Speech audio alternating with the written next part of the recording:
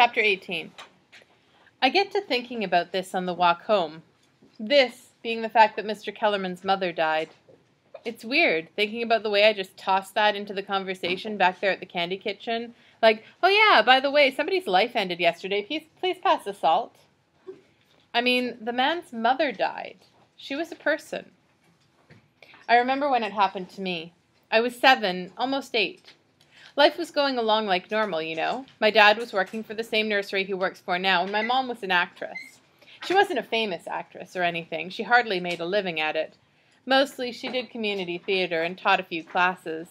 Sometimes she would go out on the road for a couple of months if she got a part in something, or do a show in Albany, which isn't that far away, or fly down to New York City for a day or two to shoot a commercial. She told me once that she had agreed to marry my dad and live in Paintbrush Falls as long as he didn't make her give up her dreams. She always told me to follow my dreams too, do whatever it was that made me happy. My dad was never much of a dreamer. He let my mom do the dreaming for the both of them. It was on account of her that he tried to get his own landscaping business going. I remember how excited he got talking about it at dinner some nights. My mom would sit there with her eyes glued to him, as if listening to him talk about what kind of shrubs did best in what kind of soil was the most fascinating thing in the world. They were happy. I was happy back then, too. I liked school. I wasn't fat yet. Then one day my mom picked me up after school. I was in the 2nd grade. It was April, I think, and my shoes were muddy, but she didn't tell me to scrape them off first the way she usually did. So I didn't. Because I figured that she must have her reasons, like maybe, in my 7-year-old mind, this made sense. Maybe she wanted some mud in the car for a change. So I jumped in the car, mud and all, and she said, "How was your day, sweetie?" But there was something wrong with her voice, like she'd fallen on it and flattened the air out of it. I looked up at her and said, "Fine." I remember I was mad at Addie because she had told the teacher I'd been picking my nose and sticking the boogers under my chair, and Mrs. Esley had scolded me and hadn't said one word to Addie about being a tattletale. Talk about no justice. Well, the point is that when I looked over and saw my mom's face, I didn't say a word about it, even though it had been the first thing I'd wanted to tell her. I could see something was wrong. And whatever it was a whole lot bigger than having your friend rat on you to your teacher. I didn't ask what was going on. I didn't know how. I was only 7. What I found out later was that a couple of hours before she picked me up, she had learned she had cancer. She got sick really fast, so they couldn't hide the truth from me for long. My dad would have lied to me the whole time, I think, but my mom convinced him that I should know. It's funny. My mom was always the one putting the big smiley face on everything. Everything was always going to be better in the morning. The glass was always half full. Anything was possible. Even when she would look in the mirror and groan about putting on weight, she had a sweet tooth, same as me, or get real angry after she lost an acting job, she'd find a way to turn things around and look on the bright side. My dad was just the opposite. He didn't even see the point in trying most of the time, so it was kind of a miracle that he was actually going to start his own business. Of course, the miracle was my mom. When she got sick, my dad acted like it wasn't happening at first. He kept telling me she was getting better, but it wasn't because he wanted to protect me, as much as he wanted to believe it himself. My mom, she told me the truth straight out. She told me she was going to die, but that she would always be alive in my heart, and that I would always have my dad and my dreams. The summer between 2nd and 3rd grade, she was in the hospital most of the time. My dad began staying overnight with her. I stayed with Addie and her mom and her dad.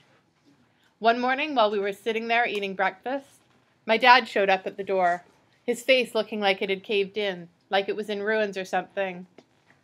Addie's mom said, "Oh, Mike," and she jumped up and held on to him while his knees gave out. I can't remember if I cried. I just remember Addie's dad squatting down in front of me and asking me if I understood that my mom had died, and me saying yes, and then asking when she was going to come home. So I'm thinking about all this as I'm closing in on Shadow Glen Trailer Park, pondering how Mr. Kellerman has had his mom go and die on him too. I'm wondering if maybe, even though he's a grown man and his mom was an old lady and all, just maybe he feels the way I did. knowing his mom has died, but waiting for her to come home. My dad is standing by the phone when I walk in, and he greets me with, "Know what I'm making for dinner?" "A call to Pizza Palace?" I go. "I want pepperoni." "You got it," he says, and starts hitting the buttons. There's a lot I could tell him, a lot that's on my mind, but what comes out when we're sitting there with our slices and the salad he's made, because he tries to make sure that I get balanced meals, is this. "Dad, when did you start going out with girls?" He laughs. I've been wondering when we'd have this conversation. I roll my eyes. "Dad, I just asked you a simple question." "I had my first girlfriend when I was 10, he tells me. I'm shocked to hear this. 10? I go. "What were you, some kind of fiend?" "Why do you say that, Skip? I just liked this girl, and I told her so. We decided to be boyfriend and girlfriend.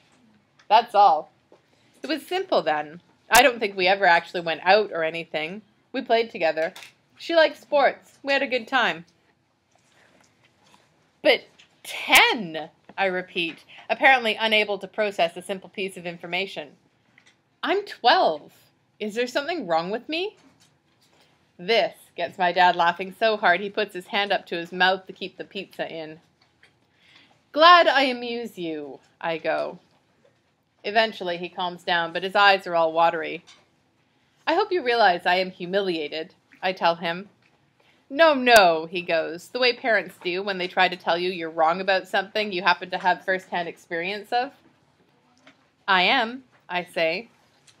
"Okay, I'm sorry. It's just, Skip, you're 12. Good grief, you're just a kid." "But you were 10. So?"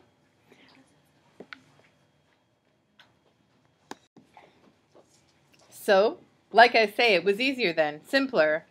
Nobody thought it was a big deal to call somebody your girlfriend. But I had friends who didn't have their first girlfriend until they were in high school. Grady Buckhour. Know who I mean?" I nod. Grady was my troop leader for the 8 months I managed being a Cub Scout. Grady didn't have a girlfriend until he was in college, and then he married her. So, what's behind all the questions? I thought, how do I tell my dad I like a girl? "You like a girl, is that it?" he goes. "And you don't know if she likes you. Am I right?" "Oh, I know," I tell him. "I know she doesn't like me. Well, what I mean is, I'm not so sure she doesn't like me, but I am sure she likes somebody else. But the somebody else doesn't like her. I mean, not as a girlfriend, he only likes her as a friend. So how do I let her know that I like her as, like, girlfriend material? And then what do I do if she laughs in my face, which I don't think this particular girl will do, but you never know, she might get hysterical." My dad shoves a slice of pizza in his mouth, and I bet anything he is doing it to stifle a laugh. When I am a father, I swear on a stack of pancakes I will never laugh at my children. I wait for him to chew and swallow. "Cut me a little slack," he tells me. "I'm only human. Look, kiddo, the direct approach is best. Hard as it is, just go up to the girl and tell her you like her. You don't have to ask her to be your girlfriend or anything, not right off the bat. Just say, 'I like you. Do you want to get together sometime?' Why not include her with your gang when you go to the candy kitchen?" I think this over and figure that it's not bad advice. I say, "It's a good thing I'm a boy." This one really takes him by surprise. Me too, for that matter. "If I were a girl," I explain, "then I'd be missing Mom even more than I do, because I'd be at an age where I'd need to, talk with a woman about stuff. But I'm a boy, so I've got my dad to talk to about guy stuff." My dad looks like he's having trouble swallowing. He nods his head, slowly. "Yep," he goes, "we're lucky we got each other, all right." I tell him then about Mr. Kellerman'S mom dying, and he tells me he heard, on account of it being a small town and news travels fast. And this gets us to talking about my mom dying, which I guess is what I really wanted to talk about all along. We do not talk about it often, not because my dad won't discuss it, more because what is there to say? This time, I think of something. "How come after Mom died," I ask, pushing the uneaten lettuce and cucumbers and tomatoes around my plate, "you gave up on starting your own landscaping business?" He answers this so fast I know he has thought about it before. I needed her, he says. I'm not real good on my own. Don't say that, Dad. You are good. He looks over and shakes his head at me. That's just what your mom would have said. You're so much like her. You always tell me that, I say. And this is when it hits me. No matter how many times I have heard my dad tell me I am just like my mom, I have always thought that I am just like him. A get-along guy, somebody who doesn't want to make waves, who doesn't know how to dream for himself. All of a sudden I'm thinking, maybe I am more like my mom. Not just a dreamer, but somebody who can make things happen. How do I describe what happens next? I'm sitting there, looking at my dad while he chews at the skin around his right thumbnail, a bad habit he picked up around the time my mom got sick. And all of a sudden, I feel sorry for him, because I see how different we are. No, not how different we are, just that we are different. That I'm going to grow up. And what's going to happen to him? How come you don't date? I ask. He shrugs and starts in on his index finger. I guess I just lost interest. That, and I don't have the energy for it. It's hard, you know, taking care of you and working and all. I don't have much room for fun. That's a cop-out, I say. Listen to who's the authority all of a sudden. Weren't you the guy who 2 minutes ago... Right, 2 minutes ago, I was asking advice about how to talk to girls. But why should I listen to you when you're too scared to ask a girl out yourself? That's not fair, he says to me. When I'm older, I don't want to stop living if something bad happens to me. I don't want to give up, and I don't want my kid feeling sorry for me either. If I were my dad, I probably would have yelled at me right about then. I would have slammed the table and said, "Don't you talk to me like that!" But I don't give my dad a chance to say anything. I just open up my lungs and gasp in a whole big wad of air, and when I let it out, I start sobbing. Hard. So what is my dad to do? He comes around to my side of the table and gets a good grip on my shoulders and holds on to me tight and says, "It's okay, Skip. You just let it out. You and me, we haven't had a good cry in a long time." And before we clear that table that night, and before we play a hand of casino, that is just what we do. Dad and me, Hammer and Skip. We have a good cry.